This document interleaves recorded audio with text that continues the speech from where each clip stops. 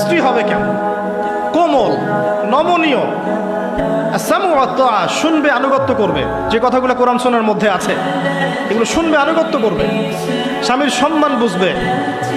সারাদিন স্বামী বাহির থেকে কষ্ট পরিশ্রম করে বাসায় ঢুকে তার চেহারা দেখলেই যেন সব পরিশ্রম ভুলে যায়, এমন হবে স্ত্রী। ঘরে ঢুকেই খাটাস খুটুস, কথা নাই বার্তা নাই, ঝগড়াঝাটি, হ্যাঁ খাওয়া রেডি করা, যাও খেয়ে নাও। আপনারা কি মনে করেছেন?